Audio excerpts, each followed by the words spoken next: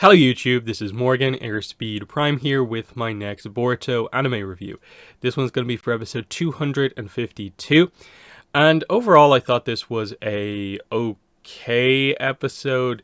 It was a lot of talk, it was a lot of setup, and I felt like we were for the most part done with some of the setup from last time out.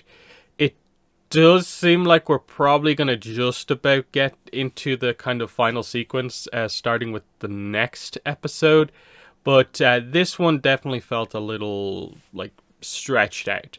Now, part of that is that I don't think there's enough nuance in the core dynamic here. I get it. Boruto wants to end the cycle of hatred, and so we're stuck in this situation where, you know, he has to convince Chojuro to give him a chance to try and resolve this before the full-on war happens.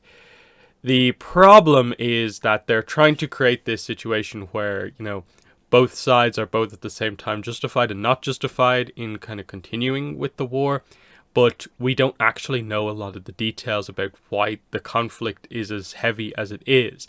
It seems to be they're refocusing it on it being about the Shinonome 1, the kind of power processing plant that converts the raging ocean waves into electricity.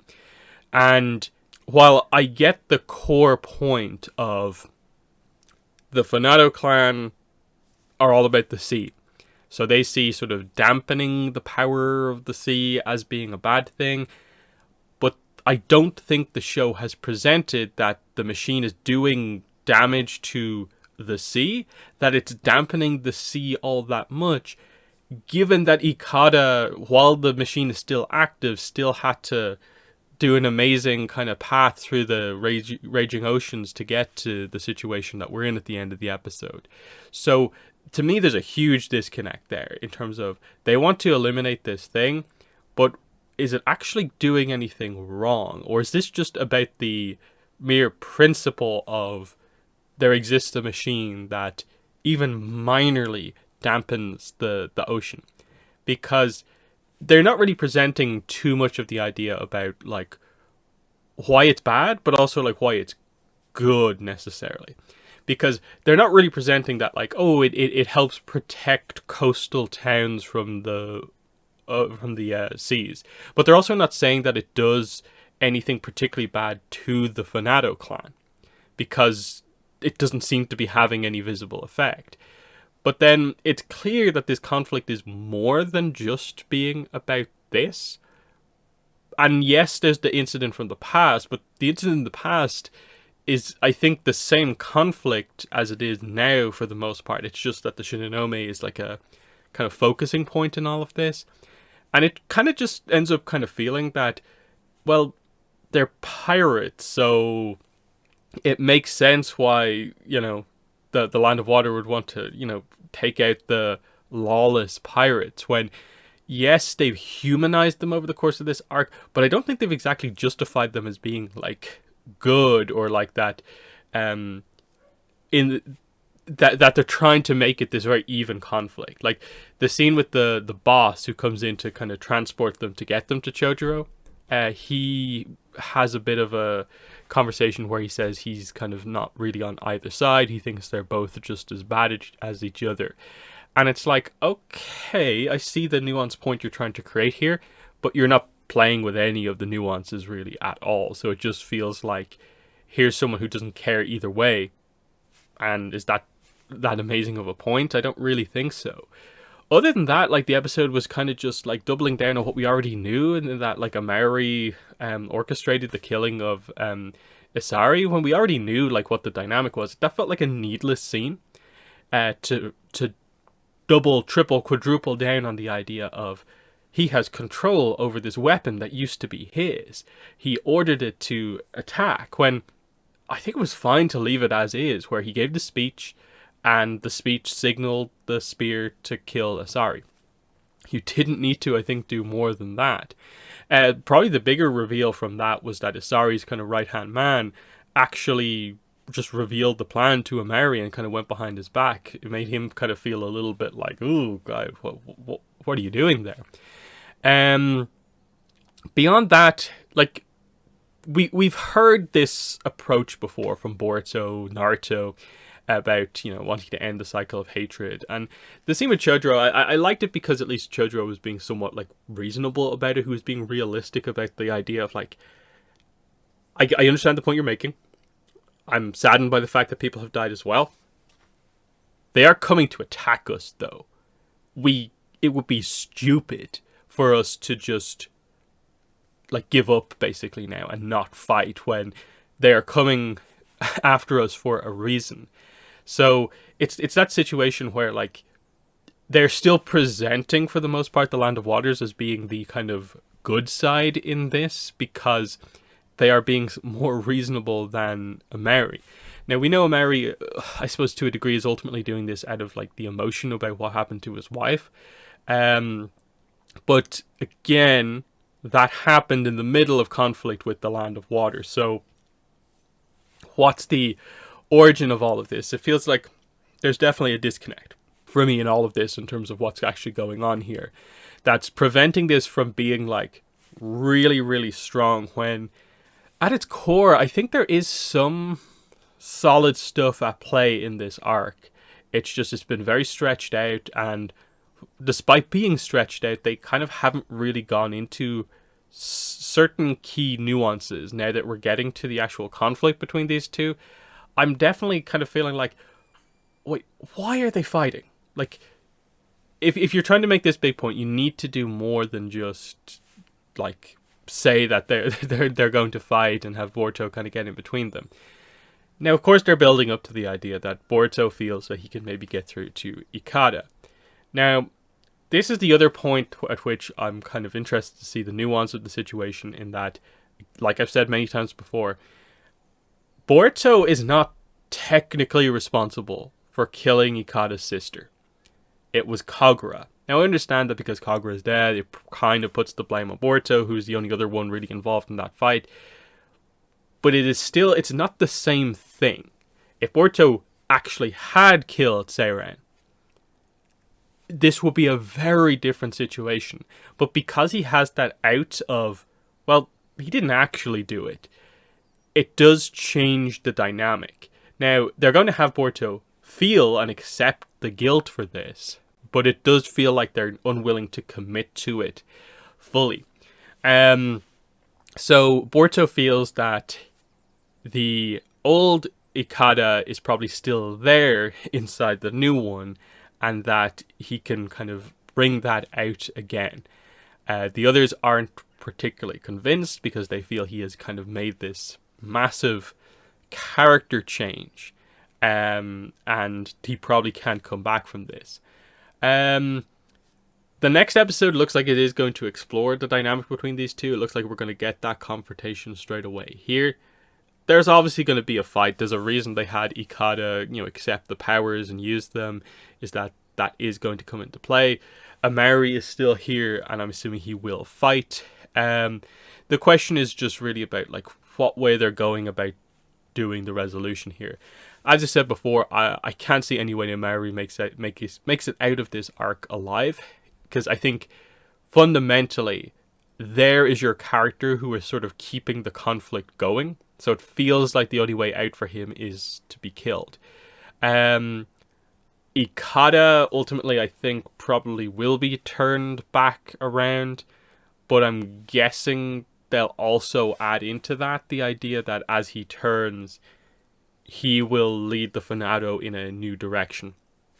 And that, it gets into the idea of like, okay, there's got to be some sort of a reasonable resolution to all of this, where the Shinigami, I think it would be silly in a way to just be like, oh yeah, we won't use it anymore. So it feels like that has to still exist, and maybe they use it but only at like a certain amount of power, so it only dampens the waves so much. But in response, the Fanado are allowed to have some level of independence with Ikada as their new leader. I don't know, because it's very difficult to, I think, almost like justify like almost giving the Fanado a like equal share in some sort of a like negotiation, because I don't think the arc has done a good enough job of presenting uh, why are we being like super fair to these when these are the ones like initiating like all of the conflict for the most part?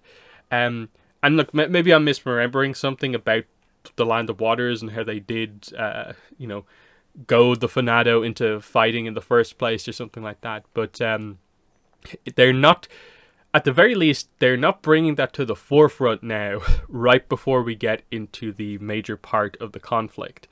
Um, Amari in this episode, in one line of dialogue, did just casually mention that like they, the Land of Water have like what was the wording that he said, like forced us off our like where we live, or our land or something like that.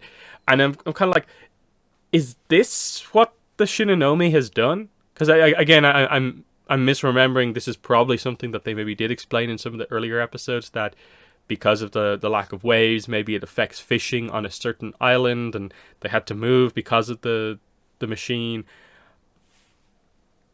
Where's the depth?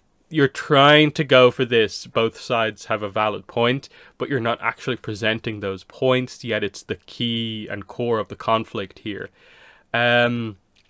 Look, it's fine, but it's being held back by something in a way it shouldn't be. Like this arc is longer than it needs to be, and loads of this time could have been put into better developing this stuff. And I think the other part of the episode, they finally cut back to what's going on with Kyoto, Bunten, Metal, Denki, and so on, Iwabe, and what's going on there. And that was, I suppose, it felt borderline funny the way they resolved it, and that this was a very serious plot point, is that Bunten and Kyoto felt strongly enough about the situation that Boruto not wanting revenge anymore, they actually physically attacked them over it. Denki's team holding them back, and we just get some scuffles. Like, it's clear they're not really trying to hurt each other, but like the emotions, tensions are high. But then it's completely like undercut just when they hear the villagers talking about, oh, the fight's about to go down. And I like that at least Metal is kind of the one to give the speech that kind of gets them going, and it seems to get them back on track, that they're going to get involved in this. They're just behind. So it did ultimately feel like this whole plot point here was literally just to create a sudden arrival of the rest of the group later on in the fight. That things might be going bad, and all of a sudden we can have Bunten and so on appear. When I think it would have been completely reasonable to just have them there, ready to participate in the battle whenever they need to. But this maybe creates a little bit more of an exciting action scene when it does happen. But Bunten does need some character growth as we go into this. She still is on the idea of, she does want to take out the Fanado. She wants revenge still. And given that Kagura's death is still meant to be one of the major things in the arc, they brought it up here again. There is a need to, I think, show that she can potentially move past her own want for vengeance. And that would be a real signifier of growth if she can do that and sort of take on that path of Kagura. We'll see how that goes down, ultimately. The sword was handed back to Chojuro, so he does have, I suppose, his most powerful weapon here to go up against Amari with. I'm assuming that we'll still get that fight, because I feel Amari is probably too powerful for the most of our main cast. So I think we will need Chojuro to actually fight him. It's tricky though, because if they're making the point about, the whole both sides are valid, it would seem weird if you just had Chojuro kill Amari. So it feels like that fight probably has to be interrupted and him actually be taken out in some other way. And I'm not sure what way you do that is particularly effective. Bunten feels like someone who can do it, but it almost feels like her arc is that you don't want her to do that. You don't want Boruto to do it. Do you have Akata be the one to do it? That feels a bit like rough and like very dark to have that happen, but who knows? I can almost see it being something like the spear turns on him or something like that. Who knows?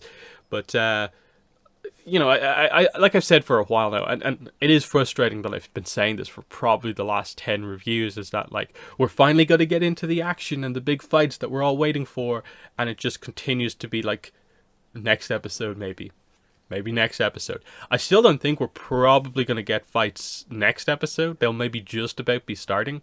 So it is another thing where like, okay, we have another week where we won't get them, but maybe after that we will. So in the comments, let me know what your thoughts were on this episode, but that has been the video. Thanks for watching, and bye.